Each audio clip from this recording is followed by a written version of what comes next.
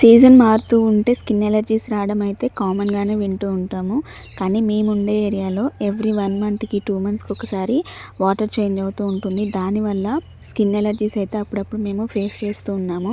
So దానికోసం అని చెప్పి మార్కెట్లో దొరికే సోప్స్ కాకుండా ఇంట్లోనే మేము సొంతగా సోప్ అయితే తయారు చేసుకున్నామండి. దీని రిజల్ట్ కూడా బాగుంది. దీనికోసం మేము ఇంట్లోనే తయారు చేసుకున్న ఇంగ్రీడియంట్స్ని యూస్ చేసి వాటినైతే ఈ సోప్ తయారు చేయడానికైతే యూస్ చేసాము.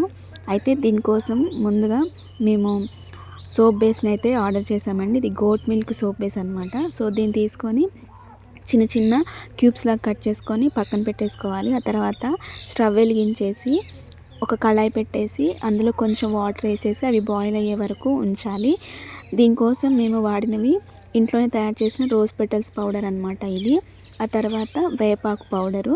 ఇందులో మెయిన్ ఇంగ్రీడియంట్ స్కిన్ అంటే దురద రాకుండా ఉండడానికి వాడే మెయిన్ ఇంగ్రీడియంట్ ఏంటి అంటే మోదుగు పువ్వు పొడి. ఇప్పుడు నేను చూపిస్తుంది అయితే మోదుగు పువ్వు పొడి అనమాట. దాన్ని ఎండబెట్టేసి పౌడర్ చేసుకొని పెట్టుకున్నాము.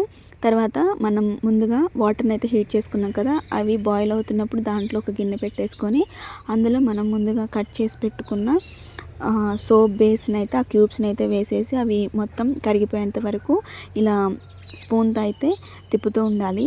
అది వన్స్ కరగడం స్టార్ట్ అయిన తర్వాత అందులో 2 విటమిన్ ఈ క్యాప్సిల్స్ అయితే మేము స్క్వీజ్ చేసాము. సో మీరు తయారు చేసుకునే దాన్ని బట్టి అయితే మీరు యూస్ చేసుకోవచ్చు ఒకవేళ తయారు చేసుకోవాలనుకుంటే. ఆ తర్వాత ఇందులో మేము అన్నీ 2 స్పూన్స్ అయితే వేసామన్నమాట. ముందు చెప్పిన ఇంగ్రీడియంట్స్ అన్నీ. వేపాకు పొడి 2 స్పూన్స్ వేసాము. అలాగే రోజ్ పెటల్స్ పొడి కూడా మేము 2 స్పూన్స్ వేసాము. మెయిన్ ఇంగ్రీడియంట్ అని చెప్పాను కదా మోదుగు పువ్వు పొడి అని చెప్పి, ఆ పౌడర్ కూడా 2 స్పూన్స్ వేసాము.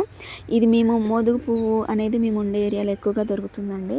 సో దాన్నైతే మేము సమ్మర్లో తీసుకొచ్చి బాగా ఎండబెట్టేసి దాన్ని పౌడర్ చేసుకొని పక్కన పెట్టుకున్నాము. ఈ మోదుగు పువ్వు పొడి షుగర్ కంట్రోల్కి కూడా చాలా యూజ్ అవుతుంది.